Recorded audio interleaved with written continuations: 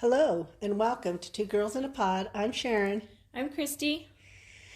This morning as Christy and I were contemplating what to do this episode on as we were getting steps, one of the things we started talking about was mental exhaustion. And, there seems to be a lot of it right now, particularly when I talk with some of my co-therapists and stuff like that.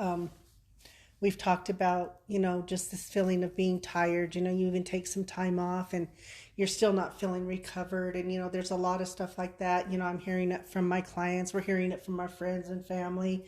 Just that thing of being tired. And it's not a physical tired. It really is more like a mental thing. Wouldn't you agree? Yeah.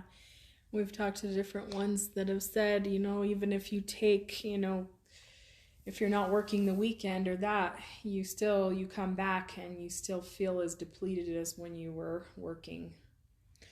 And I think, when we look at it, and I'll tell you right now, this is not open for, pro-COVID, not COVID, pro-vaccine, not vaccine. It's not about any of that. What everybody chooses to do, that's theirs. But what this is about is that in the last 2 years, we have had a shift in how we have to look at things. Regardless if whatever your stance is on it, it's impacting people on a mental level. Whether it's kids at school, when I talk to my kids at school,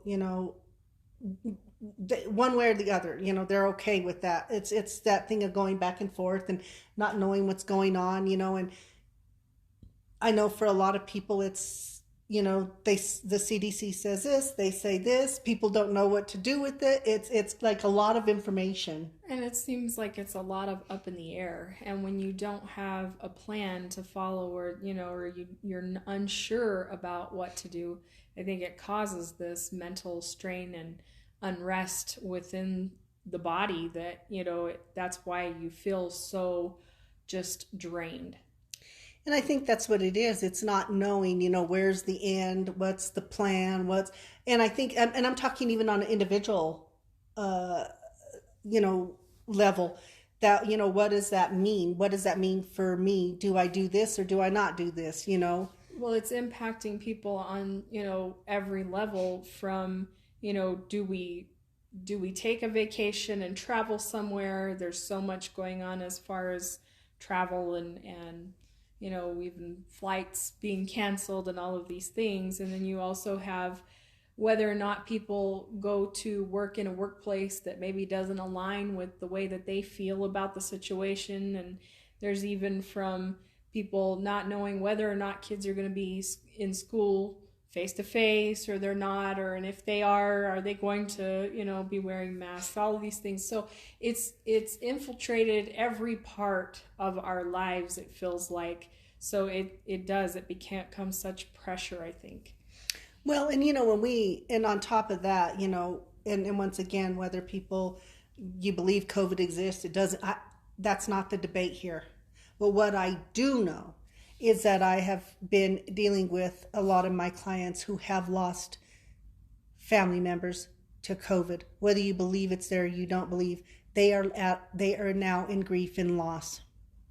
And I feel like, and a lot of them say this to me, it's like, I've lost my family member to this thing called COVID. And early on, I couldn't, and these are people who, this was with the first one, I couldn't be with them. So there's this feeling of not being able to be there. And so that becomes that mental burden. The thing of is, saying to somebody, yeah, my mom died of COVID. Well, there's no such thing. Now minimizes, and now they have this mental piece to it. And so I tell people, be kind. If you don't believe in COVID, but somebody says to you, my family member died of COVID, don't sit there and say there's no such thing. Because now you're saying then this becomes a mystery of what their family member died from and all this. And it adds a burden. Show human kindness. Because you can have your opinion. We all have them, but there's a time and there's a place for them. And so I have some of my clients who say, you know what, I've lost these people to this, and then people minimize it. And it's like, I'm trying to deal with my grief and loss over the fact that, this happened to them. And so that, so then we add that layer onto this mental exhaustion of trying to sort out all of these things, you know? Yeah, the fact of the matter is those people are gone, and so they're dealing with the loss of that. So it shouldn't, be about, why this happened or that, but they're dealing with these pressures. And, we have a friend who lost, oh my God, 9, 10 of his friends. And, and things like that. And so we've got to, I think it's that thing of, and I know it's due to that mental exhaustion that's, I feel like we're having a lack of empathy sometimes. And maybe it's because we just don't have the energy for the empathy. I don't know. But I know that you feel it. There's, and, and on top of that, we just have those other everyday things, divorces, even mental exhaustion from having children, during a time like this. There's all of these things because all those other components and aspects of life are still happening with this on top of it. So once again, let's add another layer to it. Somebody going to college for the first time. Some of my clients who, they were so excited for this college experience to be on campus, and then they were told, no, you're going to be off campus. And I have one client, and that was her thing. She was so excited because in January they were going to go back. Well, now they're not. So we'll talk about that tomorrow, because that's, to her, she wanted to have that stimulation of being with her peers, being able to develop friendships, things like that, which is that college experience, and that's not going to happen. So that adds to that mental exhaustion because we anticipate and then it gets pulled away. And then it's like, then it almost becomes like, okay, well, what should I then anticipate? Because I'm then that fear of, well, I'm going to want this, and then be pulled away. I'm going to want, So I think the thing is through this and what we've talked about is one of the ways I think that we help with that mental exhaustion, not only for ourselves but for others, is having that compassionate peace, having that empathy for people, having that compassion for people, holding space for people, letting them know I am here. Those things I think also help us because it gives us purpose and it helps us feel like there is forward movement. Because, and we talked about this the other day, mine and your life, our home life and stuff like that, it's actually really good. We don't have a lot of those internal stressors. It's the external thing. It's the people that we love and care about, the things that they're going through that truly impact us because we care about people, and a lot of times that's what it is. In your small nucleus, it may be going really, really, really well, but then it's like, this family member sick, or, you've had the loss of somebody, a friend, she just lost 2 or 3 of her family members and things like that. And then though on top of that, we had the Boulder fires. Now we have these people without homes, and so all of this kind of stuff is, once again, we add another layer. But one of the things I really appreciated, through, and this is where I say as human beings, and I tell my clients, when they start getting down in the dumps, or my friends or whatever, and they look at the world and say, oh my God, this is just crap world right now, blah, blah, blah. I always remind them, no. What we see on the news, bad stuff sells news, people. There are, for every bad thing, there are 100 good things that people are doing for each other. But when we inundate ourselves with what's going on that news feed, and in social media sometimes, because social media gets to where they also are perpetuating this negativity. Let's add another layer. We get so immersed in it, and it feels like it envelops people. And I think that one of the ways to combat that is to realize that you don't control other people's actions or that, but having the compassion within yourself, and understanding for people, because all we can do is work from our own place. We can only take care of ourselves and do the best that we can. And that's something I really work on with my clients too, especially when they start, looking at what's going on in the world, and they'll say, I say, always remember everything starts in your home. So if you're nourishing and building those things in your home, and we talk about this all the time, what you feed will grow. So if you're feeding in your home kindness, compassion for others, empathy, all of those things, the importance of having gratitude, being grateful for those things that we have, then from your home you expand to maybe your church or your school or your community, and then it goes out. It's that thing of paying it forward, all of those things. It has a ripple effect. Yes. Be that pebble. Because once you're the pebble that's thrown into that thing, you get to be that ripple effect. You get to be a part of that. Because we can be a part in both a positive and negative way, and sometimes that's what it is. And we'll often talk about, if we find that we're, too immersed in all the some negativity with whether it's with COVID or, whatever's going on in the world or with our families or friends, and that we help each other to stop each other.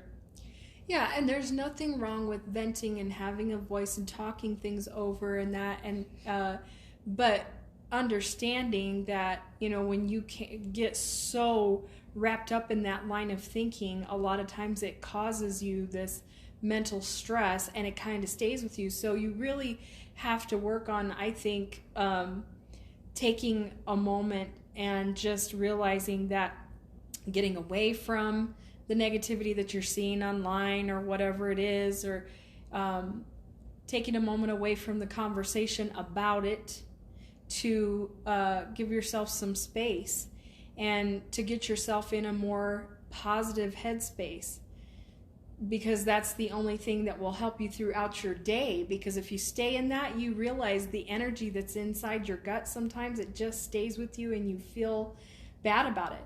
I think that that's one of the reasons, even within our home, after we've had a lot of conversation about something that's highly emotional or those kinds of things, we like to sage the house, clear it out, and just make it, feel like a more positive space. Well, going along those lines, what you said is, holding on to that and stuff like that. That's also that ripple effect. That's that pebble in the water. If I stay stuck there, then everybody I go to, that energy is going to be there. And that becomes a topic of conversation often with those people. And then now the next person and the next person. And then it's just like this snowfall, that pebble in the water. So I think for that mental exhaustion, it really is, how do we shift that? How do we become that ripple effect in a more positive way? Because I truly do believe that when we take care of ourselves, when we shift that mental piece in us, and we're feeding that positivity, we're feeding the stuff. I have a client, and I love this, because when I say, good morning, how are you? He goes, blessed.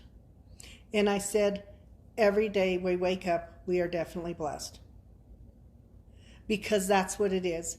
But we forget that, because we then wake up, shift right to that negativity, and once again we're feeding it, not understanding it. But I understand why we're feeding it. We're feeding it because we have mental exhaustion. With that mental exhaustion, it feels like everything is too much work. And part of it becomes, I think, sort of that concept of chasing your tail, because when you stay in that space and you're constantly looking at all the negativity, then you perpetuate that mental exhaustion. Absolutely. And one of the things is, and I think we're guilty of it sometimes too. I'm the first to admit it. And it's been, for mental health people, and I'm going to give a shout out to mental health people. It's been a hard 2 years. It's always difficult with mental health. We really do deal with those dark moments in people's lives and stuff like that. And I know that, when I talk with my colleagues and stuff, we have so many more people seeking mental health, and even as a mental health therapist, and I'll do this with Christy, we'll get referrals, and I'm there like, can we take them? And she's looking at me like, where would you like me to put them?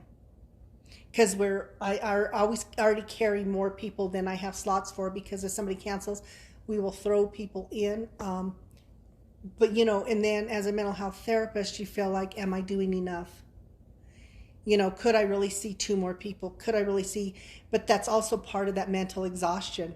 It's that thing of trying to give more than we're capable of giving, because once again, it's how do I take care of that mental piece? But people will do that. Not, that's, I'm speaking for the mental health piece, but I think it's parents, teachers, all of the different businessmen, people who own companies, everybody. It's like, those people who think, well, can I just do a little bit more? And can I just do a little bit more until you're spread so thin that once more another layer to that mental exhaustion. Especially for mental health workers, yeah. I feel like that they, you figure that how many people that they see and help to problem solve issues, and that's got to be completely draining. And I have some of my colleagues who, because I usually run 40 clients a week. I used to run more than that. I'd usually see about, 48, something like that. So I see back-to-back clients. And some of my colleagues are there like, that's too much. So a lot of them do not do that many hours because of mental exhaustion. And so I cut back. So I only worked 4 days a week. So I still have 3 days to recover, kind of thing. And, that is just about, being able to reset and do all of those kind of things. And it's difficult because that's never been something that's in the forefront here, especially in our country. Like other countries, they'll take time off, and when they take time off, it's a good amount of time away from the job. You have some time to really recover in that. And we've talked about that, like you say, even with some of your colleagues, how that a lot of times here in the US, you take off a week at a time at the most, and then you're back to it and feel like that everything is backed up and you've got extra to do just to catch up. And we've talked about that with some of the other people saying, if I take off 2 weeks, by that second week, then I'm actually really in the relaxation part of it, because it took that first week just to even wind down. And we were having this conversation with Kathy G yesterday, because Sylvia is one of our friends and coworkers and co-therapists, and she's from Germany. And yeah, she was talking about how in Germany, they take longer chunks of time off. And, for me, in my career, I've taken a week off at a time. And you're right, you kind of feel like at the end you're just trying to settle, and then it's time to go back. And so when we took the 2.5 weeks off to go to Europe, that was so weird for me, because there's almost a mental piece that fights it. Like, okay, wait a minute, it's been a week, got to get back to work, all that kind of. And so Kathy G and I were talking about that too, and the same thing with her, because you have to shift that mentality. So she took more time off when she went to, was Australia or Peru, I'm not sure. Anyway, she took more time off, and she said the same thing. It was kind of like this thing of, we're so conditioned to take a week off and come back and do that, and all, and she realized at that time with that particular vacation that she had that week off, and then the second week, and then it was kind of a reset. And so that's the thing, in for people, it's not vacation. Some people, it might be, what, I just need, 3 days out in the mountains, hiking, fishing, whatever that is. One of my clients, I can just go spend a month in the mountains and I'd be fine. and whatever that is. But each person, to help with that mental exhaustion, have got to find an outlet, a constructive outlet. For some people, maybe you're not able to take days at a time to get away, but there's a lot of people I know that I've talked to that, they enjoy reading or something like that and haven't been able to do it in forever. You gotta make that time to be able to take your head out of all the other stuff that's happening and do those kind of things, because it really does help rejuvenate you. I agree. I think that we have to switch our thinking in order to not have that mental exhaustion. We have to understand that the time that we have is valuable, and to do something valuable with that time. And in general, I think that the landscape of how we see things as changing for sure, because even like I think that for a lot of people not taking positions, working in some of the conditions that they have, that you see that now people are not accepting some of the same work conditions that there was, and so they're hopefully that it's a positive movement in some way. I know it's hard because there's a lot of businesses that are seeking employees and things like that, but I think that part of it is that people are just so overcome with the way that things have been and stuck in that way of thinking, and now they're not wanting to accept it anymore because they are so drained. They want to have that space. They need something more. Well, and I think that's true. And I think, one of the big things that they've been talking about, is minimum wage. And, some states have raised it, and some states are at $15 an hour. I know Colorado moved theirs up to 12 something. I'm not sure what it is.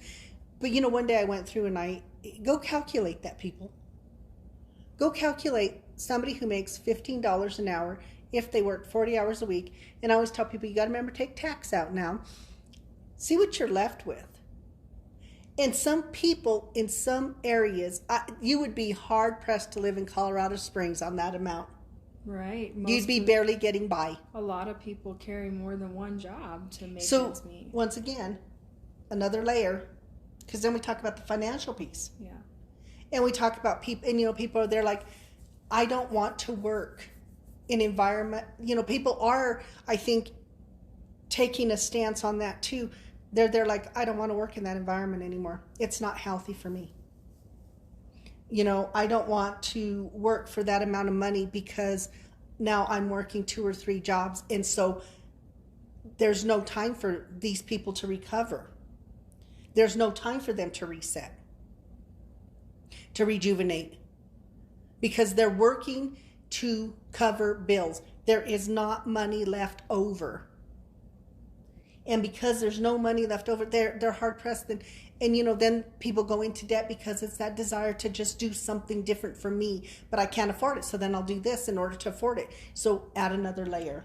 Yeah. So when we look at that mental exhaustion, it's really compounded by so many things. It's compounded by life in general.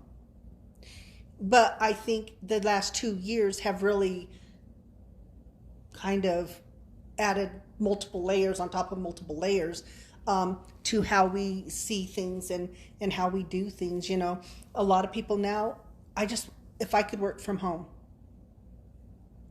And when we first started working from home, I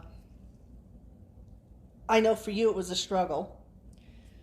Yeah, it was a complete change. So I had to change my mindset. And I understand change in general is, it's just an adjustment for people. So it's been an adjustment either way. When this all first started happening and we went to working from home, I was really bothered by it. I was very used to being in the office, used to taking care of things at the front. I was used to greeting those people and having conversations, and I really enjoyed it. And so to take that piece away, it really worked on me mentally. And now that we've been working at home for all this time, going back into the office it's been an adjustment and a struggle. So it's been a work in progress with her. I just want y'all to know. So people that don't, adapt easily, I get it. And it's been an adaptation for everybody to have to go through all of this change. And I think the thing is that, and I'm only in the office like I'm out of the office, about 85% of the time. I see only a few in office. But even like this morning, my 11 o'clock's in the office. The weather doesn't look good. I'm going to go online. There's a convenience now that I think people are enjoying too. But even clients, it took them a hot minute. And that's one thing I have to say is that when we first started working from home, I cannot tell you how grateful I am that we were able to do that, because I know, people were still having to go out and work and do all that. And then some people couldn't go to work because of circumstance with the whole thing. And I'm so grateful that we were able to continue to work, so there's that, but I still, it was still an adjustment. Yeah, and I think, when they looked at essential workers, and I think the essential workers really, it was that thing of, other people getting time off. And, I would hear people say, well, I don't get to be at home and not work. Well, it is the careers that we pick. And with that comes responsibility, is my thing. I love what I do and I do what I love. And so for me to be able to continue to do that and not have, a delay in that, or being told to stop, and that adjustment to working from home and doing the telehealth, for me was just a blessing, really. And, I think it looks like, we're going to go more to telehealth. And I think there's a lot of people who really like it, because you know what? I can be in my pajamas and see my therapist. It don't matter. I don't have to hire a babysitter, because I just put the kids in the other room and I listen. If there's something goes on, I can get up and still take care of it. So those are things to be grateful for. So in all of this, it's how do you find the things, the positives in these things? Well, and I think, we talk a lot about gratitude, but I feel like that, that's what brings you peace of mind, is when you can get into that place of gratitude, seeing those things that are working, the pieces that are working. That really helps you. It helps to calm your mind. Well, I agree, and I think too that I know it's hard when you're having a lot of situations in your life, and and of course, because of what I do, even in therapy, we're talking about those problems. We're talking about, but the people in therapy their goal is to move forward. Their goal is to have a better life than they do at this moment. And that should be everybody's goal, to have a better moment, the next moment, and the next moment, and the next moment. But that starts with, how do we perceive what's going on around us? Do we perceive that, is our perception that everything in the world is just horrible, completely haywire and all this? Or do we look at it and do we say, no, even with all the stuff that's in the mainstream, what are all those other things? And Christy and I, we like to read a lot on technology and what's coming in the future and all of those things. And I sit there and think, oh my gosh, the new eye drops for if you wear reading glasses, that's going to be coming out. And so I think the people who wear glasses and don't have to, you had your LASIK surgery, so now you don't have to. So there's technology. And so having gratitude for that, all of these things, just the stuff that science is doing, medicine is doing, the arts do, everything like that. There are still positive things happening that you can focus on, even within all of the chaos that's been going on as well. Just like you were talking about the different things they're coming out with, the new nasal spray for the Alzheimer's thing. I don't, I hope that that's something that works for people. But there's always things that you can look at.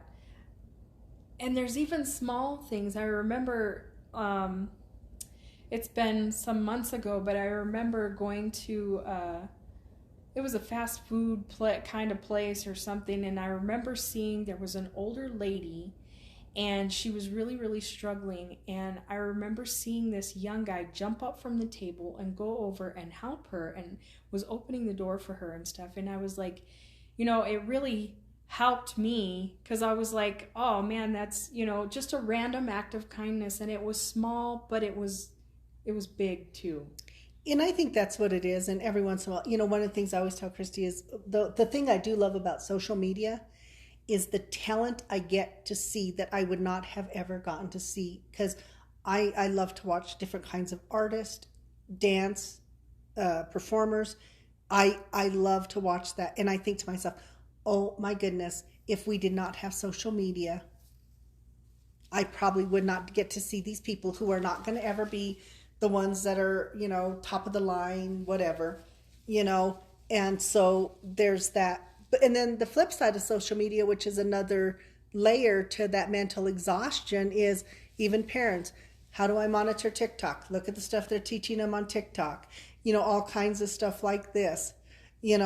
How to, or YouTube, or, because as a parent, you're still trying to provide your children with the stuff that's going to help their brain develop in a healthy way. And, to discern, should I watch this? Should I not watch this? Those kind of things. So there's another layer, because as a parent, when you talk about mental exhaustion, being a parent is mentally exhausting half the time anyway. So then you throw on top of that all these other stuff that you have to monitor and that you have to kind of be aware of, and now with kids being on more on social media and stuff like that, and not engaging as much with friends, they're making friends. This is a whole new world. And so it is creating another layer of trying to navigate. A whole new ball of wax. Because then there's all those challenges and things like that are emerging from these different things like TikTok and that. And so, yeah, that's a lot to navigate. And it is. And, I get it if you're doing a TikTok challenge that's, about agility and stuff like that. But, we do know there are some out there that are being very harmful to people. And the people who develop these, don't know what's going on in your head, but whatever. It's one of those things that, it's very scary.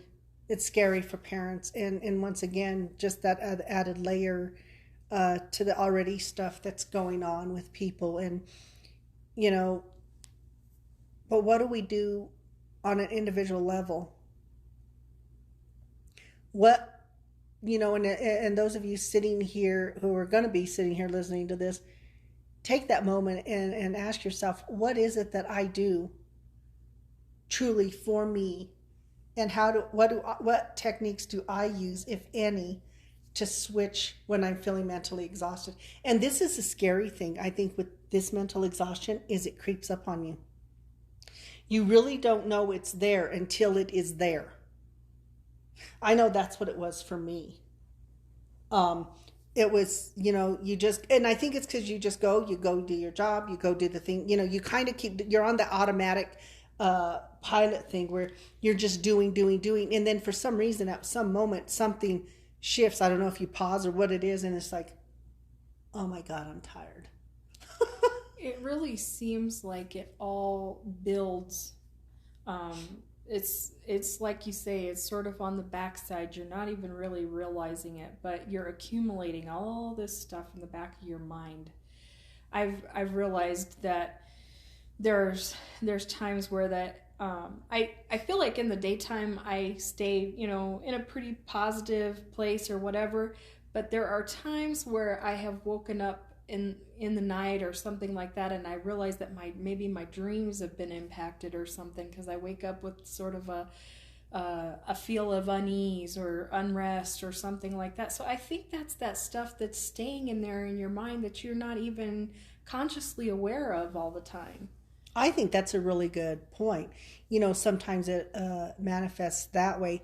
Sometimes we don't realize that we're snapping more at the people that we love, or that we're irritated easier, or we're shutting down more, and oftentimes it's until those people finally say to you, you do know you've been a little bit more snippy with me.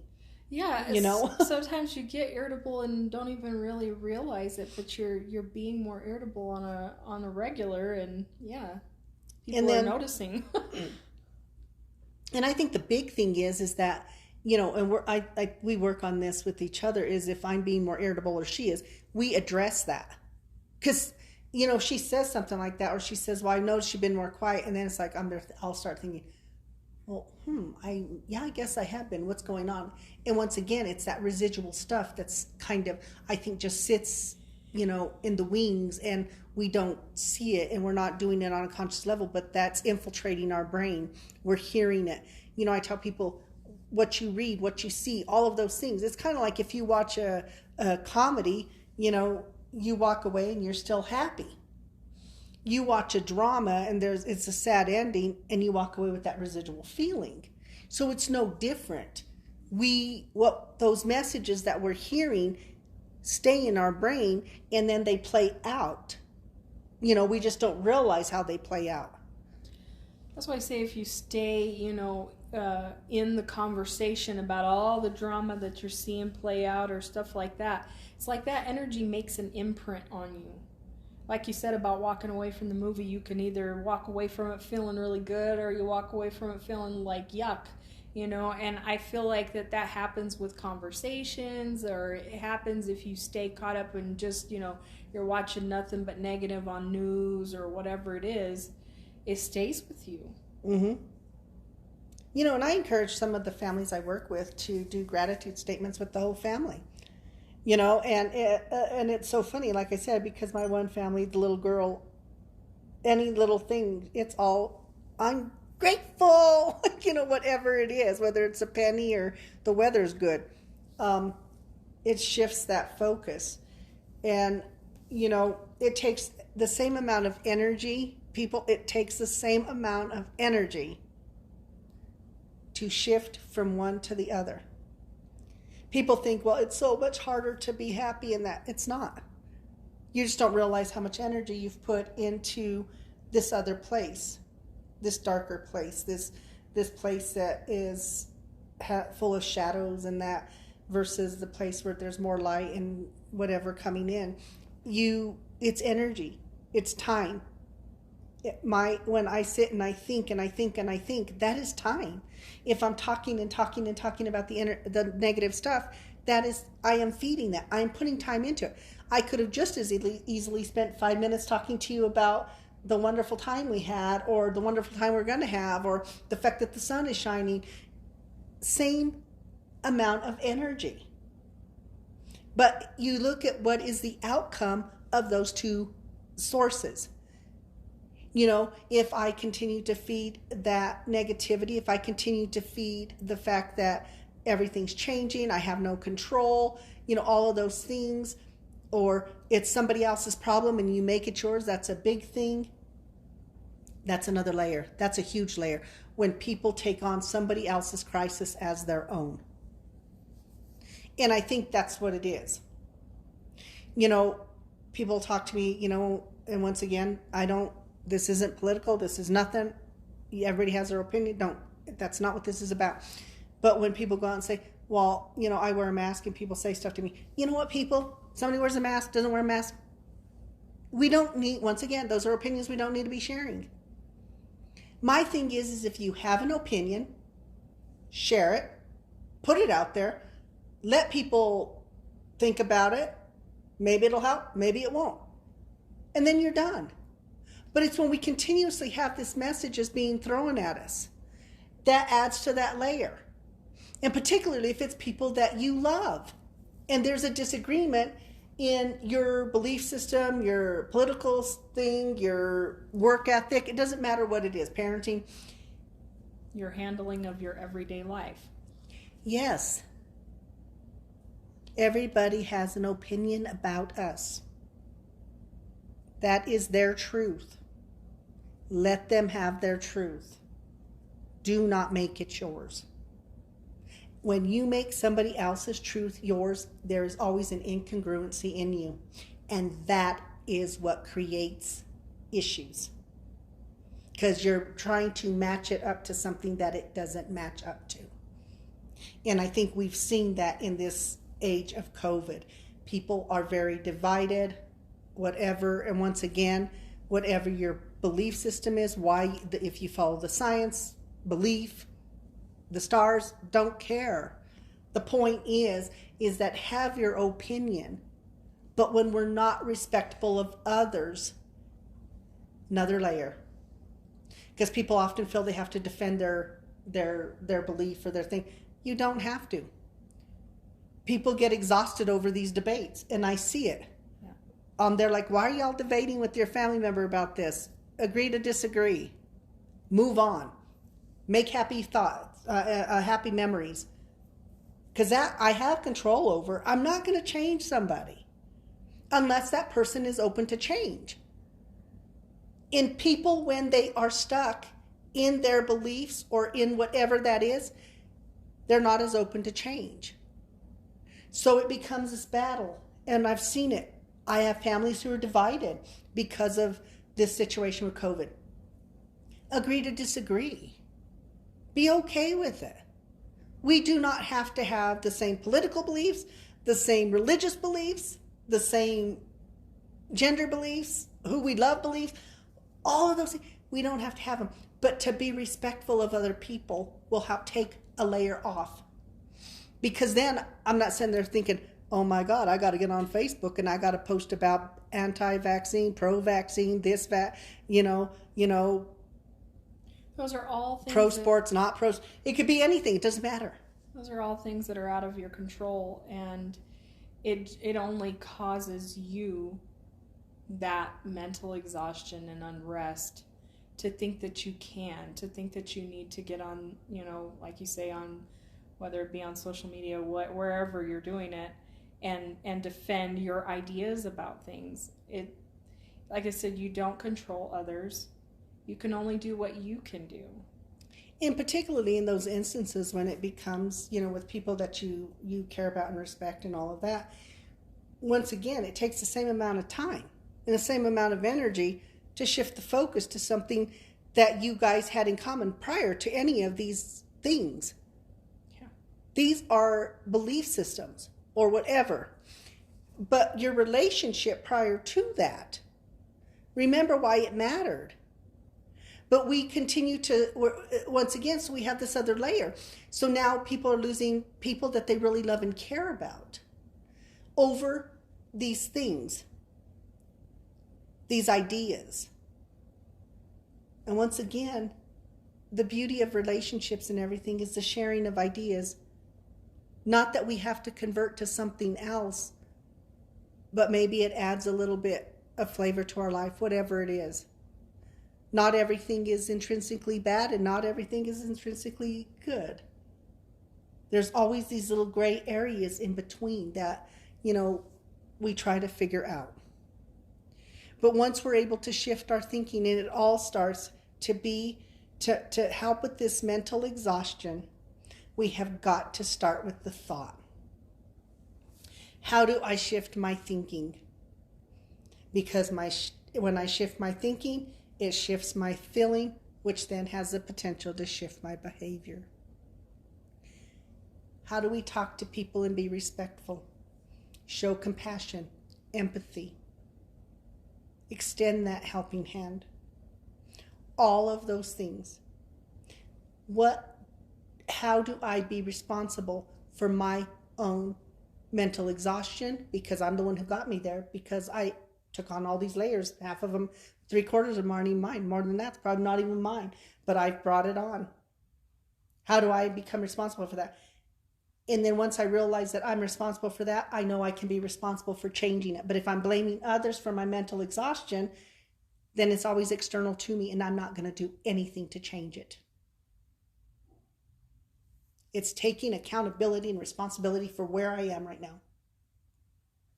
And saying to myself, am I okay with where I'm at? Because if you are, then stay. That's okay too. But if you're not, then ask yourself, where do I want to be? Do I like the way this feels? If the answer is no, then what can I do? What do I have the power to change? And the thing that you have the power to change is how you're viewing things, how you're viewing people, relationships. What you have the power to change is yourself, nobody else. Exactly. But when we change ourselves, when we change the way we think, it's the pebble in the water. That ripple effect starts. Energy is contagious. Not just negative energy, but I always thought that was kind of interesting, when you hear all that, being in schools and stuff or parents, well, Christy's hanging out with that Sharon and, she's a bad influence. So she's going to be just like her, or she's going to do just those things. But yet Christy could have 5 friends who are positive, but nobody sits there and says, well, Christy's going to be positive like those 5 other friends. We have a weird way of thinking about things. Well, we have a tendency to go to the negative space for whatever reason. Yes. Like somehow that has more power. But I'm going to tell you right now, the thing that is more powerful is the positivity. It's that positive energy that we have. It impacts more people. It impacts us on a much deeper level. It is our power. It's like I was just telling you yesterday that about a saying that I grew up with about expect the worst but hope for the best. Well, what happens though if we change our mind and expect the best and hope for the best? Exactly. Do you know what I mean? I feel like that has power in it too. Oh, I tell people, people fight over semantics more than anything. It's because words have power. Words have power, people. There are words that you grew up with that hold an emotional thing. That's why there's an emotion attached to the word. And so we will fight about those words. I mean, ooh, Lordy.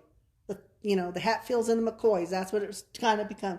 That's a little for some y'all. But but that's what it is. But if you always go through life always waiting for the other shoe to drop, I think that you just feel so overwhelmed sometimes by that feeling. It's really interesting. It was really sad to hear that Betty White passed away. We are huge Golden Girl fans. And at the office, we're the Golden Girls. Each one of us is a character. And have been that for, I don't know, several years now. But what was interesting is, when they talk with Betty White, and if you get a chance to listen to some of her philosophies, about her longevity, she chose to be happy. She chose to not dwell on those things that were negative. There was a consciousness to it. She did things with intention. And that's what it's about, to do things with intention. Because we can talk about things, but if we, talking about something brings it into our awareness. But once we have something in our awareness, then it's what do we do with intention? And I always teach my clients, speak with intention and listen with intention. When I speak with intention, my message is clear. When I listen with intention, I'm truly hearing the message. The same thing is true when we're talking about this. Feel with intention. Think about with intention, what is it I want to do that is more positive for me in this moment? What do I do? Do it with intention. I'm going to be kind to 5 people today. I'm going to say hello to 5 people today. That's an intention. I'm going to do this with intention, whatever that is. And those layers of that mental exhaustion are going to start to go away. But they will not go away if you do nothing. We have to be proactive with who we are, our individual selves. And then when we have those relationships that help that, then that's an amazing thing. And we always talk about holding space for other people, which is really important. But we have to do it for ourselves as well. Exactly. So if you walk away with anything today, the hope is that mental exhaustion is there. A majority of people are feeling it, but we have some power to change it by changing our thought, by putting out those intentions of the things that we really want. Doing nothing will result with no change or more of the same. Having power, and our power is in taking care of us as an individual, and then the pebble. It's going to go to other people. We're going to expand that energy, that positivity. And this isn't Pollyanna stuff. I'm talking simple things. Once again, intention. I'm going to talk and say hello to 5 people today. Or even give a smile. Yeah. It's harder to do with the mask today, but Yeah. there's those things. Doing things with intention. Because we have to start taking away these layers. Also, thinking to yourself, what is it that I could do that would help me to feel better? Not what other people think. What is it for me? If it's read a book, then take that time to read a book. If it's paint, dance, travel, diamond art, Sandra. Yes, whatever that is, make you a priority so we can help diminish some of this mental exhaustion. Talking with people. Let people know that you have mental exhaustion so they can hold space too for you. And agreeing to disagree, like you said. Yes. Understanding your views are not going to be the same as everyone else's. And that's okay.